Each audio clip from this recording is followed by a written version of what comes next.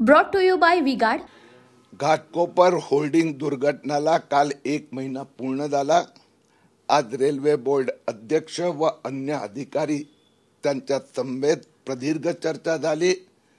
आमचा आग्रह आहे की रेल्वेनी पण स्वतःचा जमिनीवर होल्डिंग लावताना निकष बनवायला हवे, पाळायला हवे आणि हे निकष स्थानिक जे प्राधिकरण असतात, स्थानिक सरकार, महाराष्ट्र सरकार, मुंबई महापालिका, कारण की रेल्वेचे जनरल मॅनेजरला मी मुंबईत भेटलो होतो। उनका बैकअप सिर्फ कल तक और हमारा चांद तक। हमारा नेता कैसा हो जो नॉन स्टॉप बैकअप दे वैसा हो। अब की बात वी गॉट इन्वर्टर बैटरी का चमत्कार। आता मुंबई महापालिकाने नियम बनवले की 40x40च होल्डिंग असेल। रेल्वे म्हणते मी माझा जमिनीवर 140च होल्डिंग लावणार। हे आम्ही स्पष्टपणे त्यांच्याकडे विरोध व्यक्त केला आहे, कारण की आज एक ऍक्सिडेंट झाला, उद्या दुसरा झाला तर रेल्वेचं होल्डिंग हे सरळ पटरीवर रुळावर पडणार आणि मग जी दुर्घटना असेल त्याला कधी कोणी क्षमा करणार नाही। पुढच्या आठवड्यात मी रेल्वे मंत्री अश्विनी वैष्णव यांची या विषयावर पाठपुरावा करण्यासाठी भेट घेणार। भाइयों बहनों, उनके राज में पावर रहे अनस्टेबल और हम रखे सब स्मूथ और स्टेबल। हमारा नेता कैसा हो जो स्टेबल पावर दे वैसा हो। अब की बार वी गॉट एसी स्टेबलाइजर का चमत्कार। छोटा विषय निकषा संदर्भातचा आणि किरीटजींना थेट मुंबईवरून दिल्लीमध्ये यावं लागतं एवढ्या मोठ्या प्रश्नावरती। तुम्ही थेट फोन अश्विनी वैष्णवला करून देखील हा प्रश्न सॉल्व्ह करू शकले असतात। हा विषय आता जरा मोठा इगोचा प्रश्न झालेला आहे।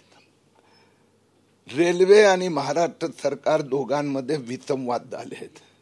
मुंबई महापालिका, म्हाडा, MMRDA, SRA यांच्यामध्ये वादविवाद उभा झालेले आहेत। ह्या होल्डिंगचा विषय मी उचलून धरला। आता म्हाडाने मला रायटिंग मध्ये पत्र दिले की आमच्या जमिनीवर 62 होल्डिंग आहेत, त्यातनं 2 परमिशन आहेत, म्हणून मुंबईत 6000 होल्डिंग लागले आहेत। महापालिकाने सांगितलं फक्त 11 ते 67 परमिशन आहे।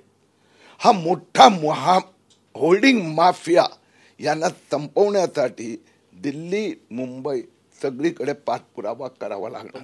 राज्य सरकार तुमचं, केंद्र सरकार तुमचं, प्रशासन महापालिकेवर तुमचं, सगळं एवढं असताना एवढे मोठे महाघोटाळे होतात, तुम्हाला तुमच्या सरकारच्या विरोधात तुमचा राग आहे का?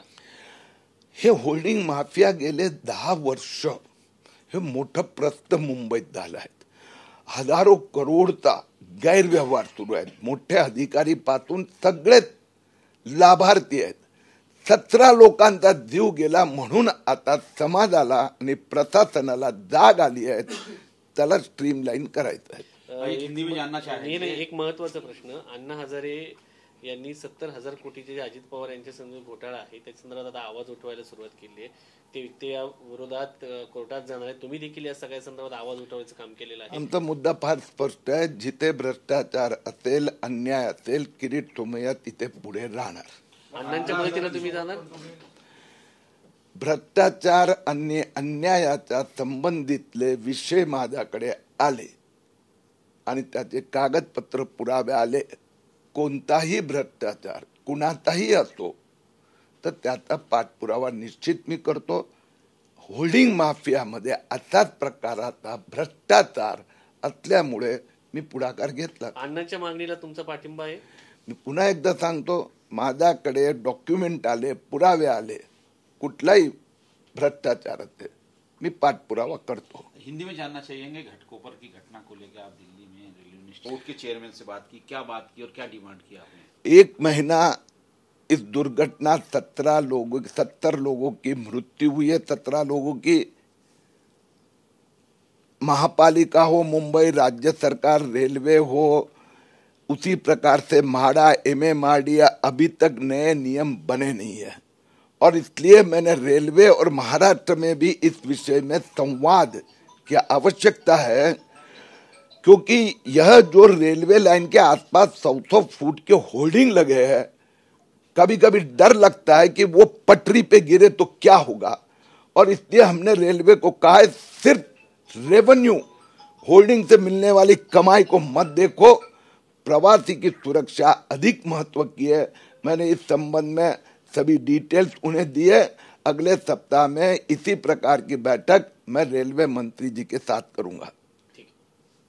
Brought to you by V-Guard.